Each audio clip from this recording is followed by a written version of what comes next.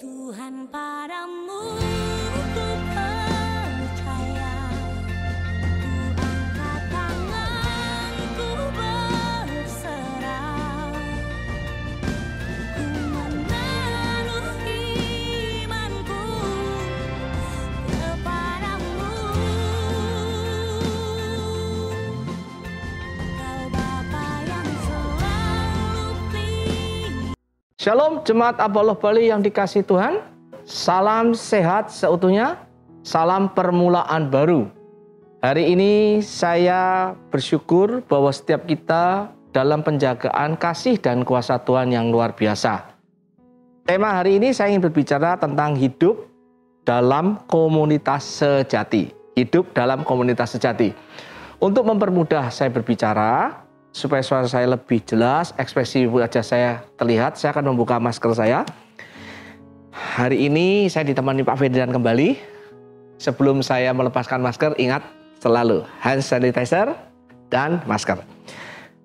Bapak Ibu Saudara sekalian, kita ingin mereview sebentar, mengulang kembali, mengingatkan kembali saya bahwa kita sedang memasuki suatu permulaan baru. Walaupun mulainya di bulan Januari 2021. Kita sedang menapaki. Yeremia mengingatkan 43:19, aku hendak membuat sesuatu yang baru yang sekarang sudah tumbuh. Sudahkah engkau mengetahui? Pastikan jemaat yang dikasih Tuhan mengetahui proses ini. Di dalam kita membangun sesuatu permulaan yang baru adalah membangun gaya hidup. Gaya hidup yang baru, new era. Nah, gaya hidup yang bagaimana?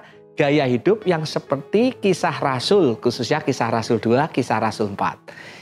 Cara hidup jemaat mula-mula. Jangan lupa, ketika kita membangun permulaan baru, tentunya tidak lepas dari proses visi, misi, value kita atau misi, value kita. Apa misi, visi, value kita? Masih ingat? Kita ingin menjadi murid Kristus melalui komunitas sejati yang memancarkan gerakan kasih Bapa surgawi yang mendatangkan kerajaan Allah dalam setiap bidang kehidupan. Ada 3 kata kunci: murid, komunitas, memancarkan gerakan kasih Bapa. Gerakan kasih Bapa. Bapak Ibu Saudara sekalian, pastikan ketika kita membangun suatu permulaan baru, kita berfokus. Saya sebut adalah vision, mission, value driven. Kita didorong, kita dikuatkan, diarahkan berdasarkan visi, misi, value kita. Oke? Nah, kita hari ini berbicara tentang komunitas sejati. Hidup di dalam komunitas sejati. Saya ingin mengingatkan kembali, saya berkhotbah beberapa minggu yang lalu, beberapa kali yang lalu, bahwa di dalam masa pandemi ini penyakit kronis bukan COVID. Ya, data sebenarnya banyak, itu ada jantung, ada stroke, gula, TBC. Itu sebenarnya penyakit lebih mematikan daripada COVID. Tapi ada penyakit yang lebih mengerikan. Ada 3 penyakit kronis rohani. Penyakit rohani. Pertama, tidak bergantung kepada Tuhan. Kedua, hidup tidak dalam komunitas. Penyakit kedua, tidak mempunyai komunitas. Yang ketiga, hidup bagi dirinya sendiri. Nah, dalam proses ini saya ingin mengingatkan, ini penyakit yang memang tidak sesuai dengan cara hidup jemaat mula-mula. Penyakit tidak bergantung kepada Tuhan, itu melanggar kita bertekun dalam firman dan doa. Kita hidup tidak dalam komunitas, melanggar kaidah atau hukumnya bertekun dalam persekutuan. Hidup sendiri adalah tidak berhidup kepada salib. Memecahkan roti adalah memikirkan proses salib.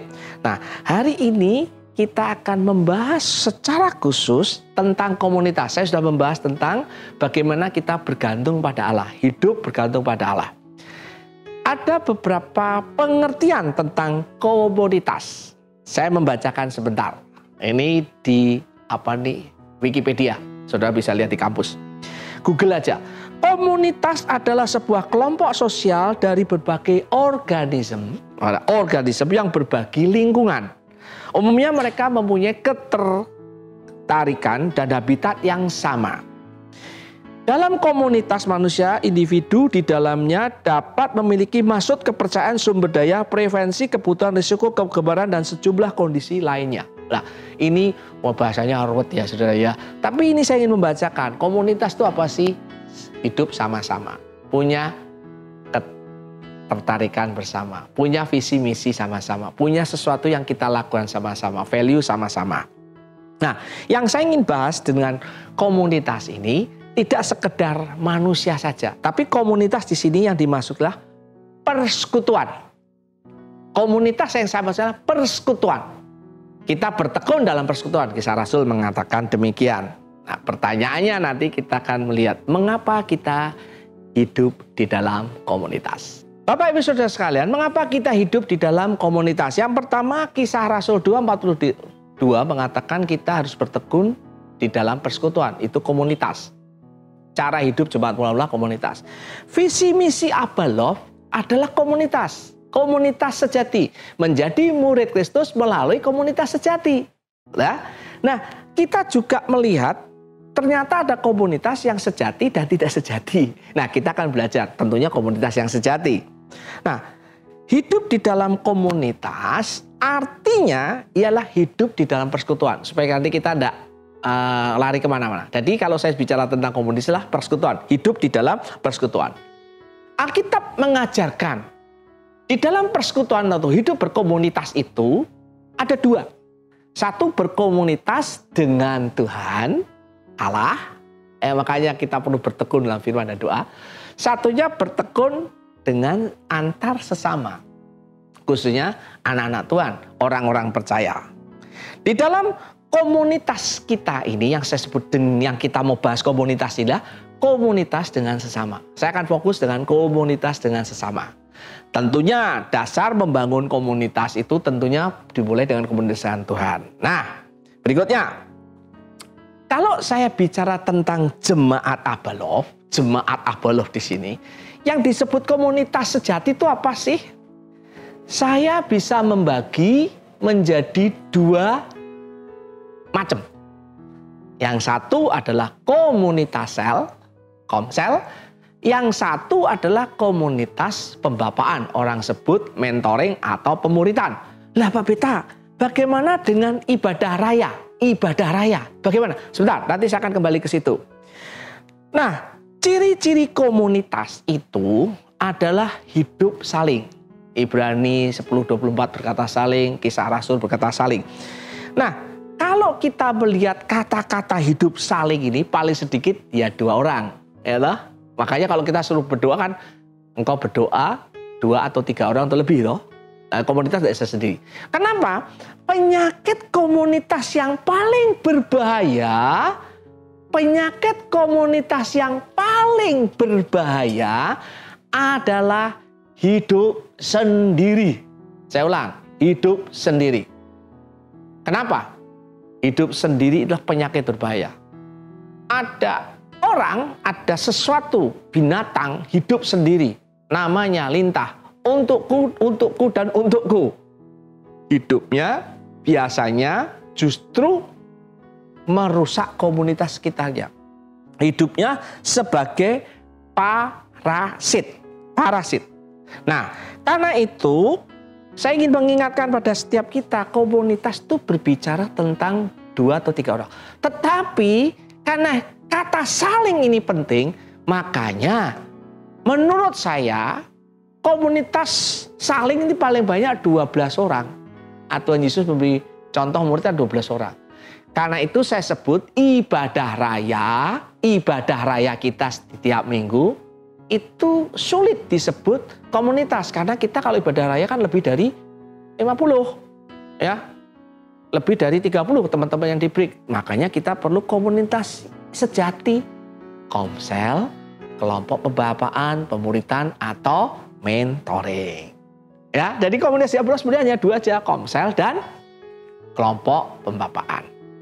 Pertanyaannya Bapak Ibu Saudara sekalian, bagaimana kita hidup di dalam komunitas sejati? Nah, saya akan memulai dengan demikian.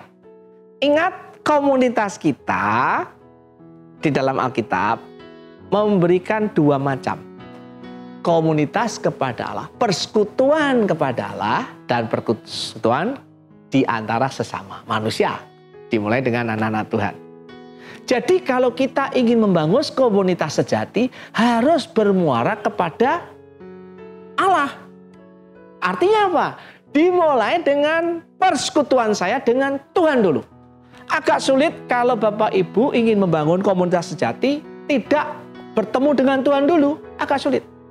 Makanya komunitas kita sebagai orang percaya, orang harus bertemu dengan Tuhan secara pribadi. Dia harus bertemu dengan Allah, bertemu dengan firman. Orang itu mesti bertobat dulu, orang itu mesti mengenal Tuhan Yesus, orang itu mesti mengalami kasih dan kuasa Tuhan. Orang itu mesti percaya dalam hati, percaya dalam mulut, mengaku bahwa Yesus adalah satu-satunya Tuhan dan Juru Selamat. Ini syarat komunitas. Karena komunitas tidak bisa dibangun di luar konteks bertemu dengan Tuhan dulu. Setelah dia percaya pada Tuhan Yesus, mengenal Tuhan Yesus, ada proses lainnya. Dia hidup di dalam proses apa? Dia hidup di dalam proses dengan firman, bertekun melalui firman, dan bertekun di dalam doa. Nah, ini penting. Bertekun melalui firman dan bertekun dalam doa. Karena apa? Persekutuan komunitas sejati itu hanya dimulai dari Tuhan. Caranya dengan firman, dia berdoa. Jadi kalau ada orang bilang komunitas tidak kenal firman, dia tidak pernah membangun persekutuan pribadi dengan Tuhan. Mulai doa-doa dia, mulai pembacaan Alkitab, agak sulit. Komunitasnya akan jadi komunitas palsu. KW1, KW2 itu palsu. Cari komunitas yang sejati melalui Tuhan, firman dan doa. Yang kedua, komunitas itu dimulai dengan kata Kisah Rasul 2 masih ingat? Bertekun dalam persekutuan. Komunitas dibangun dengan kata bertekun. Bertekun itu terus menerus.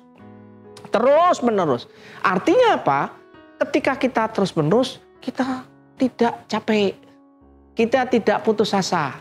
Bahasa kerennya adalah membangun komunitas. Terus kita bangun. Nah, kalau kita bisa bertekun, garis panjang, tidak capek, setia, gitu, kita akan mendapatkan komunitas yang sejati. Ya, saya ulang, mulai dengan Allah, komunitas dengan Allah, kemudian kita dengan bertekun terus menerus. Jadi, Bapak Ibu Saudara sekalian, kalau berkomunitas jangan capek, ya, kita mesti terus menerus. Yang ketiga, kalau kita membaca di Alkitab, Kisah Rasul 2, Kisah Rasul 4, komunitas atau persekutuan itu ada kata-katanya. One accord. Sehati. Prinsip berikutnya kalau ingin membangun komunitas sejati adalah kita mesti sehati. Satu hati, ya. Satu jiwa, satu tujuan. Paulus katakan kalau kitab Filipi banyak berbicara gitu. Kalau kita tidak bisa sehati, maaf ya, kalau kita di komunitas bahasa Jawanya eker terus berantem terus, dimulai berantem, diakhiri dengan berantem, saya ingin beritahu, bubarkan komunitasnya. Karena komunitas itu mesti sehati. Kalau bahasa saya komunitas itu seperti apa? Suami istri. Suami istri memang komunitas yang khusus, tapi modelnya gitu. Komunitas itu bisa disebut extended family. Adalah apa? Jangkauan besar atau extended. Keluarga yang diperlebar, diperluas. Ya, seperti keluarga. Keluarga Allah. Itulah komunitas. Harus dimulai dengan kesehatian. Sehati. Ya, sehati itu mengandung unsur apa? Percaya. Sehati mengandung unsur keterbukaan tentunya. Sehati itu mengandung unsur apa lagi? Kita tidak sungkan. Sehati itu bicara kita saling menasihati, ya, saling lah ya. Itu unsurnya dari kesehatian. Kalau Bapak Ibu tidak srek, ya, mungkin bahasa anak muda kadang-kadang lebih mudah dia, nggak ada chemistry-nya katanya. Ya jangan komunitas menurut saya. Tapi saya tidak mau kita dibatasi dengan chemistry itu dalam arti kejiwaannya, perasaan. Karena chemistry di dalam Alkitab kadang-kadang orangnya bisa bertentangan sifatnya. Ya. Petrus dan Yohanes, Yakobus sifatnya bertentangan itu. Petrus modelnya apa, Yohanes modelnya apa, Yakobus modelnya apa lagi. Jadi yang disebut chemistry ini adalah berbeda dengan pemahaman yang kita saat ini saya sebut, yang biasanya umum kita terima. Saya ulang, kesehatian, sehati, hatinya dulu terpaut. Daud dan Yonatan hatinya terpaut, ya. Kalau Bapak Ibu hatinya terpaut, ini bukan masalah jatuh cintaan, bukan. Kita bahasa Jawanya bagus, serak, enak. Nah, itulah kesehatian. Saya mengingatkan pada setiap kita jemaat, kalau di dalam komunitasmu tidak ada kesehatian, evaluasi. Pikirkan baik-baik. Kalau saudara merasa kesulitan, datangi penatua, Pak Petrus, Pak Doni, atau saya. Kita akan membantu proses ini. Yang terakhir, di dalam hidup komunitas itu ada kata-kata bagus. Mereka dikatakan hidup berbagi. Hidup berbagi. Apa artinya hidup berbagi?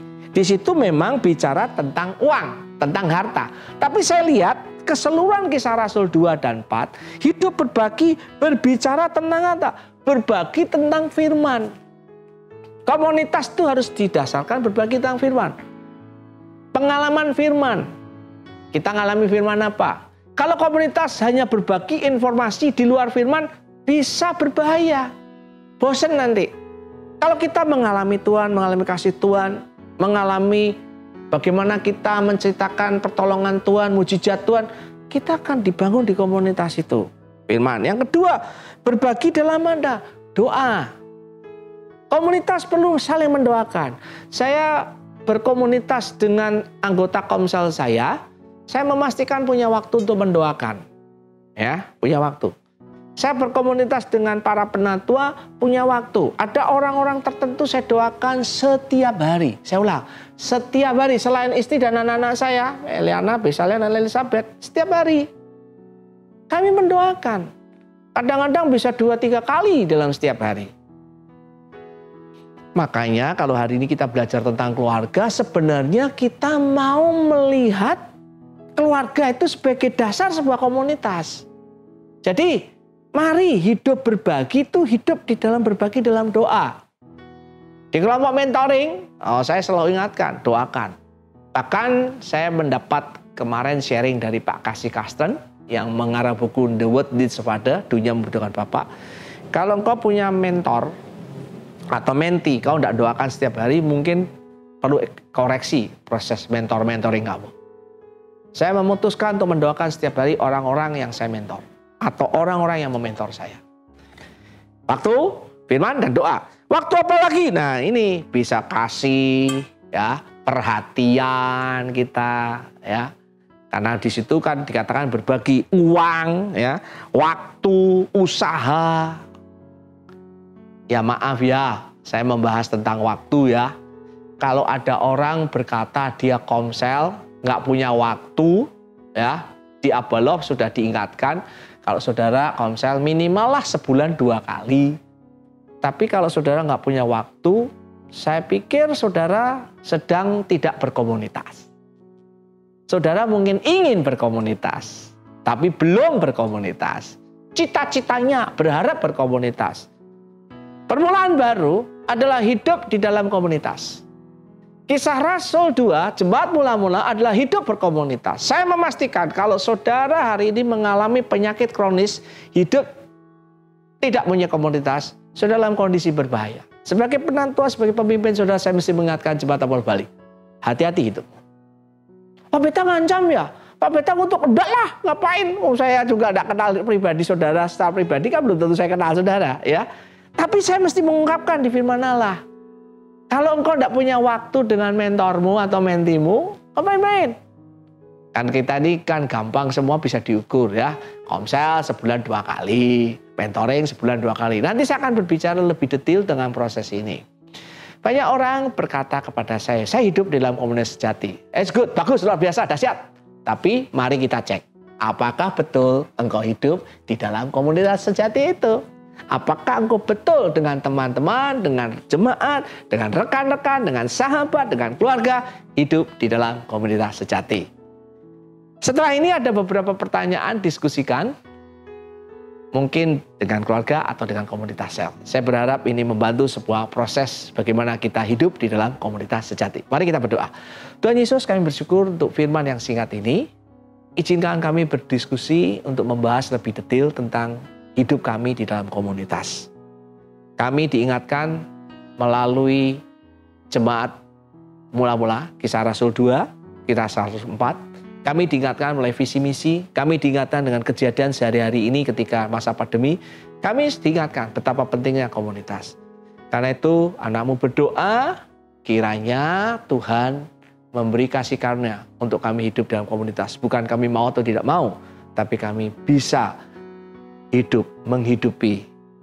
Kami berdoa kiranya kekuatan kasih karunia Allah itu menghalangi setiap tipu daya iblis. Karena itu jemaat, hari ini saya ingin memberkati engkau, kiranya berkat dari Allah Bapa, Putra, dan Roh Kudus, yaitu di dalam nama Tuhan Yesus, mengalir atas hidup. Berkat secara rohani, firman, kehausan akan firman, doa, berkat secara jiwani, damai sejahtera, sukacita, ketenangan, berkat secara jasmani, berkat finansial, keuangan, dan kesehatan menyertai hidupmu. Di dalam nama Tuhan Yesus terimalah ini. Haleluya. Amin. Tuhan Yesus berkati.